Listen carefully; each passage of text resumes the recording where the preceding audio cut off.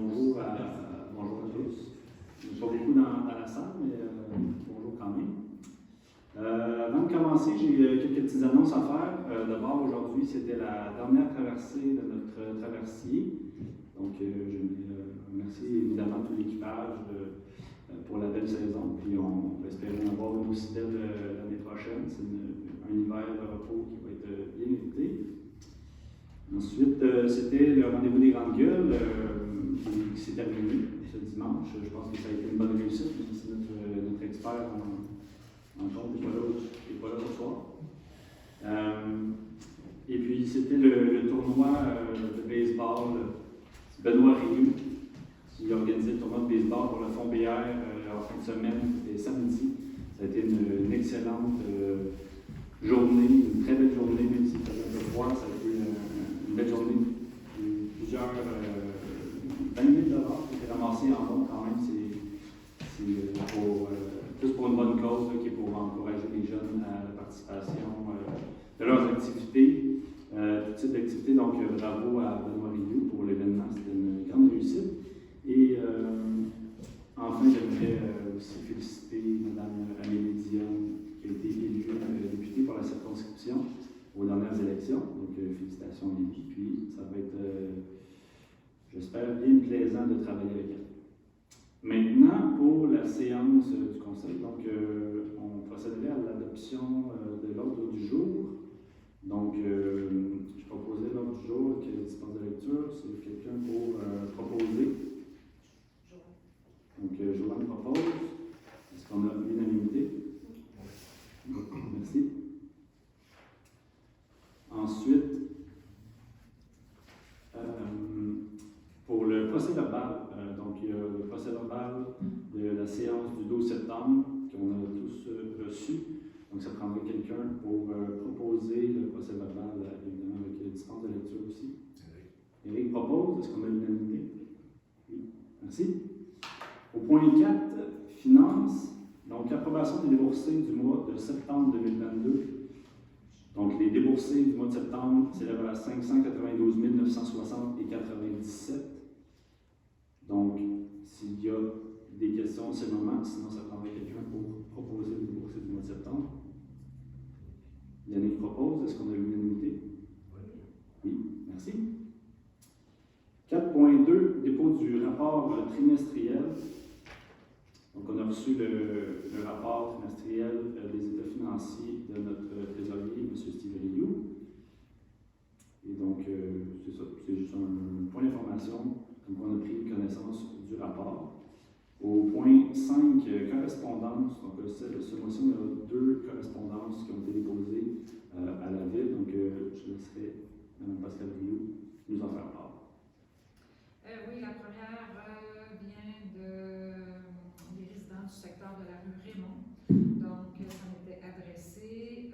Bonjour madame, nous aimerions qu'une affiche de signalisation de 30 km soit installée au coin de la rue Richard et la rue Raymond, ainsi qu'au coin de la rue Jean Rioux et rue Raymond. Les automobilistes passent trop rapidement de cette rue, malgré le fait que c'est une zone scolaire, et nous souhaitons vivement prévenir les accidents plutôt qu'un enfant en subit ça. De plus, c'est la seule zone scolaire n'ayant pas ce panneau de signalisation et c'est dans le but que tout soit conforme au reste des zones scolaires de la ville. Nous vous remercions et veuillez accueillir, madame, l'expression de nos salutations les plus distinctes et c'est signé par chacun des résidents. Il y a eu des travaux depuis qui ont été faits.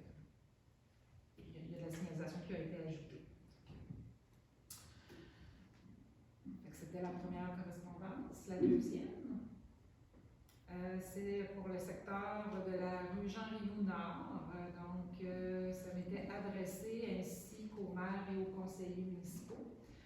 Nous souhaitons porter à votre attention une nouvelle fois, suite à 2 appels téléphoniques sur 2 ans, appels restés sans retour, une situation dangereuse liée à la vitesse excessive de nombreux véhicules sur la rue Jean Rioux, en particulier dans le secteur en bas de la côte menant à la rue du Parc.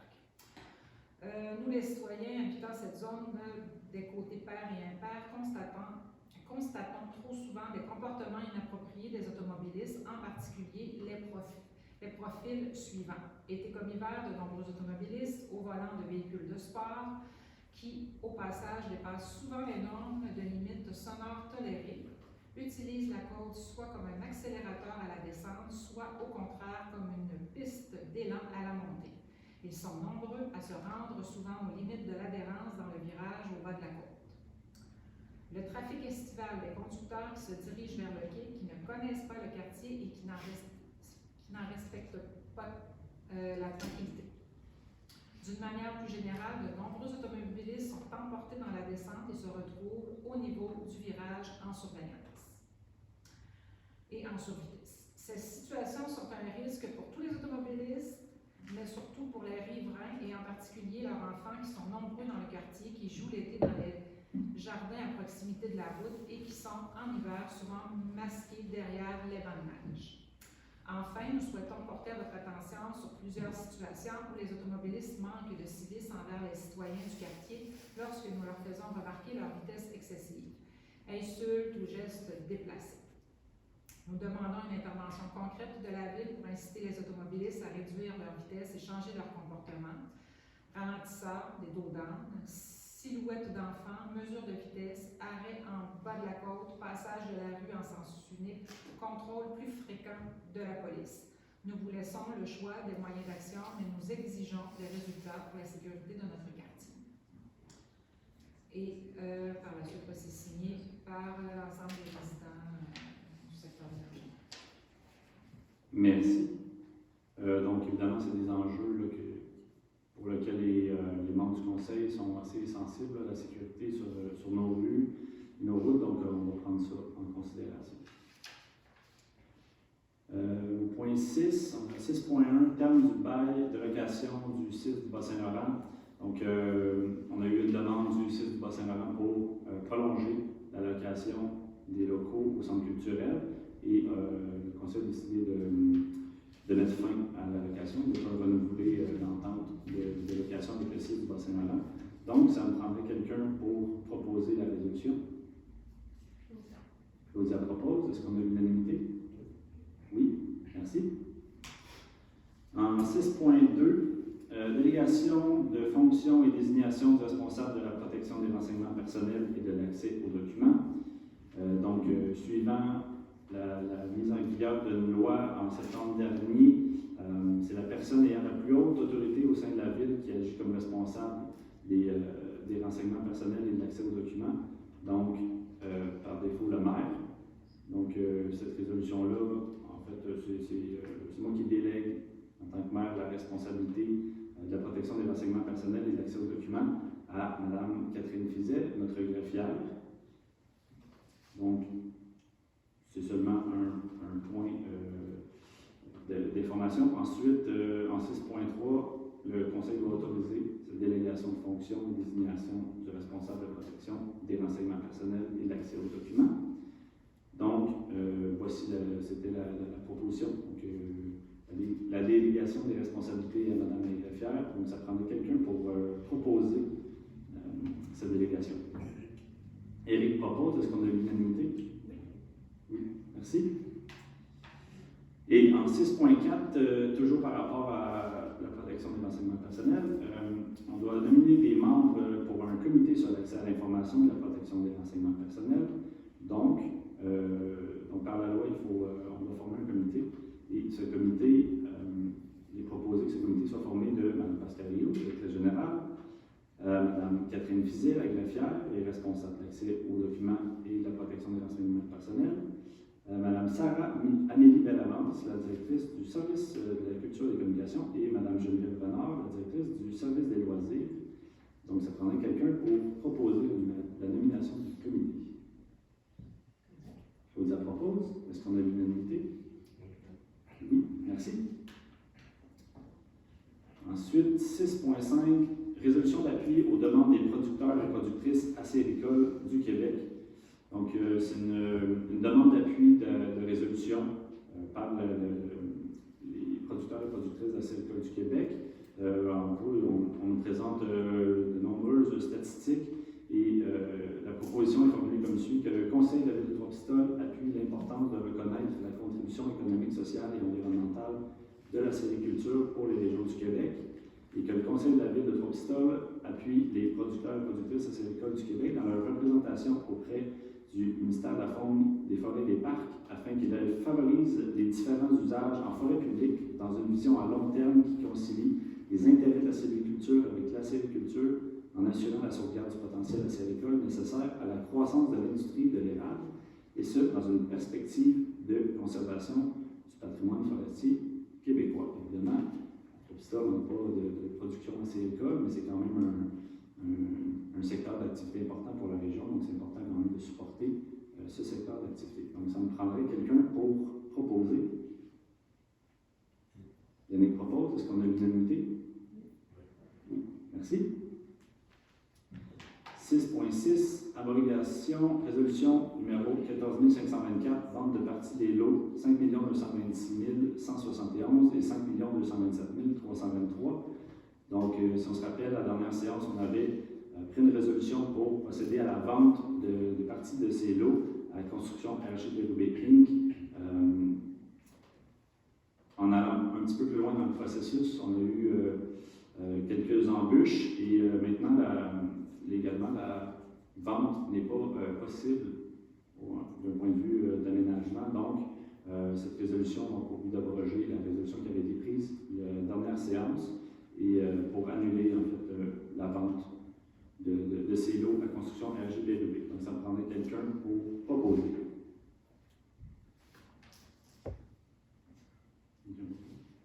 Eric propose. Est-ce qu'on a l'unanimité? Oui, merci. 7, règlement.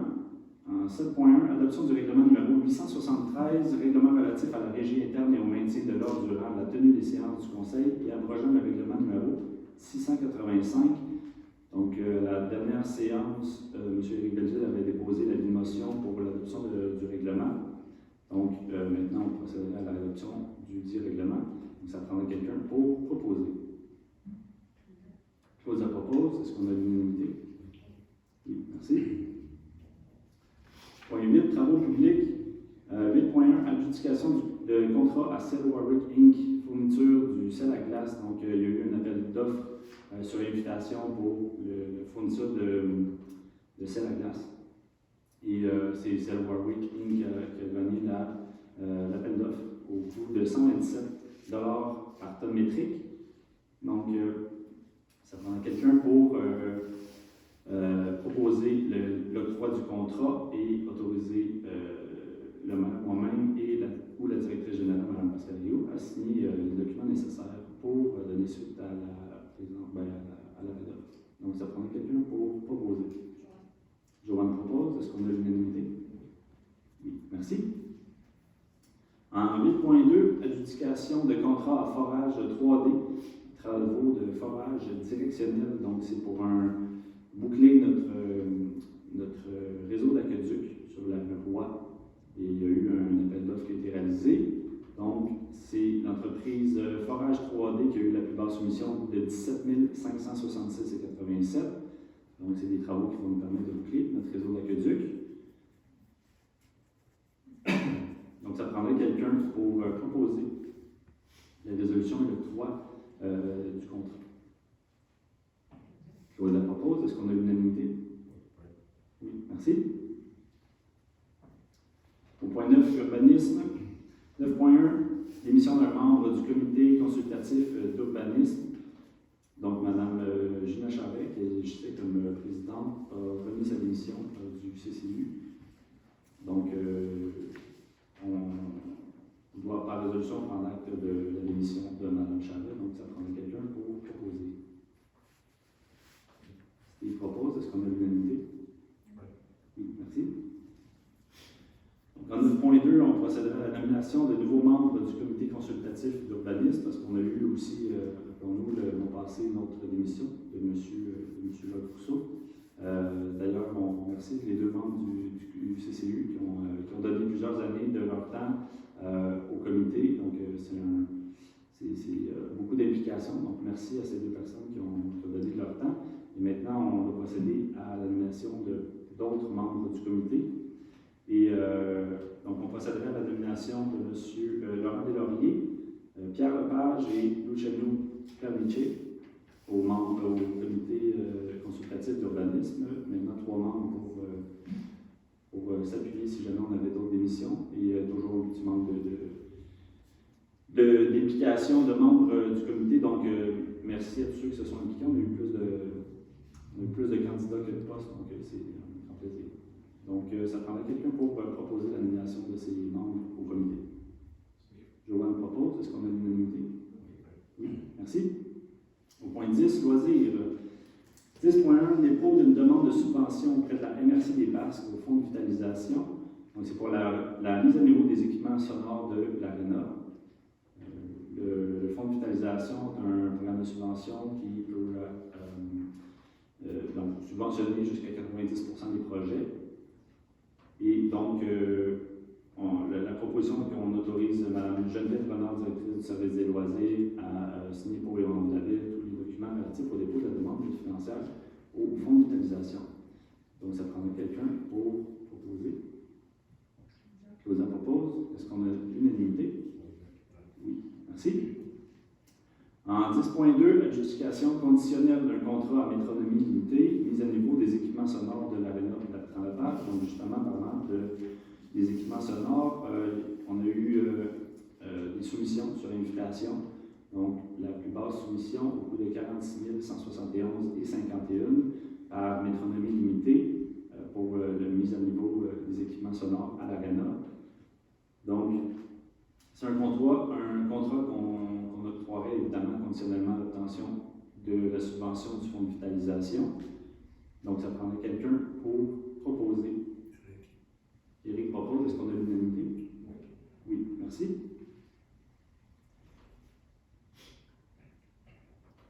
« 10.3 Appui financier additionnel d'un projet présenté dans le cadre des fêtes du 325e de Trois-Pistoles. » Donc, on a eu une demande pour ajuster un montant pour un événement qui passerait donc de 1 000 à 1 500 en subvention par la Ville à la Corporation du patrimoine touristique religieux pour l'événement qui est un spectacle de l'ensemble Antoine Perrault. Donc, ça prendrait quelqu'un pour proposer l'accord de la subvention supplémentaire. Yannick propose. Est-ce qu'on a l'unanimité? Oui, merci. 10.4, autorisation de participation financière à Trois-Pistoles, Fête illuminée, Ville animée, édition 2022. Donc, en collaboration avec le Centre local de développement et la SADC des Basques, et évidemment aussi la Caisse des jardins des Basques, on participerait financièrement à l'organisation de Fêtes illuminées, Ville animée, comme chaque année. Donc, l'appui financier de la Ville célébré à 20 000 en fait jusqu'à 20 000 Donc, ça prendrait quelqu'un pour proposer l'autorisation du financement de 20 000 Claudia propose. Est-ce qu'on a l'unanimité? Oui, merci. 10.5 Entente pour l'entretien des sentiers hivernaux. Donc, la proposition est que le Conseil de ville de Trois-Pistoles autorise Mme Geneviève Renard, directrice du service des loisirs, à signer pour les membres de la ville une entente avec M. Magella Gagnon relativement à l'entretien des sentiers de marche et de ski de fond des environs du camping municipal pour la période hivernale du 15 novembre au 31 mars. L'entente est d'un montant de 9 148 et 13 avant taxe pour défrayer l'ensemble des coûts. Donc, ça prendrait quelqu'un pour proposer. Éric propose. Est-ce qu'on a l'unanimité? Oui, merci. Donc, on n'a pas d'autres sujets.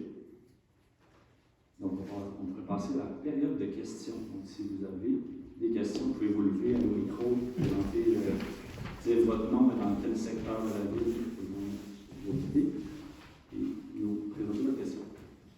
Oui, bonjour. Mon nom est Pierre Wallet.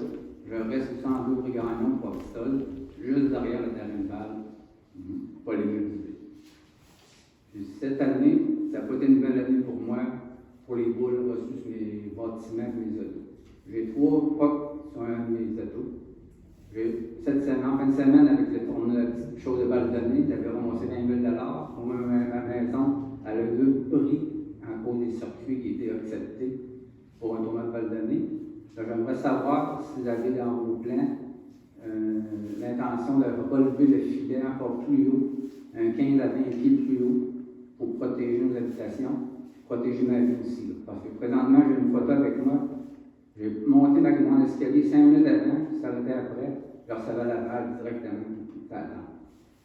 Je ne sais pas si vous avez des projets en cours pour remonter le filet là, dans les prochains mois, que la saison prochaine soit faite.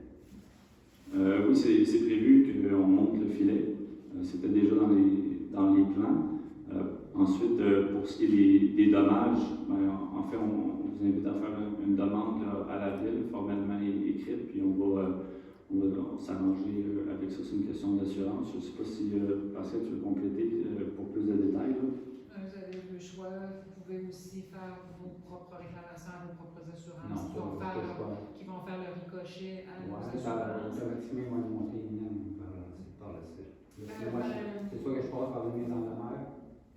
Je ne veux pas m'en venir à là, je ne veux pas m'en venir jusqu'à là. Mais c'est des possibilités qu'on vous explique, puis sinon c'est une réclamation en bonne et due forme, comme M. le maire vous a expliqué. Okay. C'est bon. Ça, je fais ça. Mettons, on va rencontrer quelqu'un demain. Mettons, je vais rencontrer quelqu'un demain pour faire ça. Je cherche les estimés avant. Oui, c'est ça, vous déposez votre réclamation à la greffière ou à la direction générale, aucun problème. Comme vous feriez avec vos assurances, mais à la ville, dans le fond. À la ville, parce que nous, on peut s'arranger avec ça. Les voitures, pour passer par mes assurances, après ça, le dossier va être ouvert. C'est moi qui vais me pénaliser par la suite. C'est pour ça que ça fait. Il ne faut pas que mon nom soit là, c'est vraiment l'assurance de la ville. Nous, on a besoin on donne ça à nos assurances aussi. Donc, pour ce qui est le cheminement, après, on ne peut pas vous dire qu'est-ce qu'il va en être là. Donc, là, vous allez mettre dans vos projets pour le peu de filet. Absolument, c'était déjà planifié. En fait, quand c'est arrivé, j'ai eu une discussion justement avec la directrice des loisirs, Mme Renard. Puis c'était déjà planifié qu'il allait avoir un haussement du filet. Au printemps prochain, Normalement, ça va être fait. J'ai confiance en vous. Merci, M. Ouellet.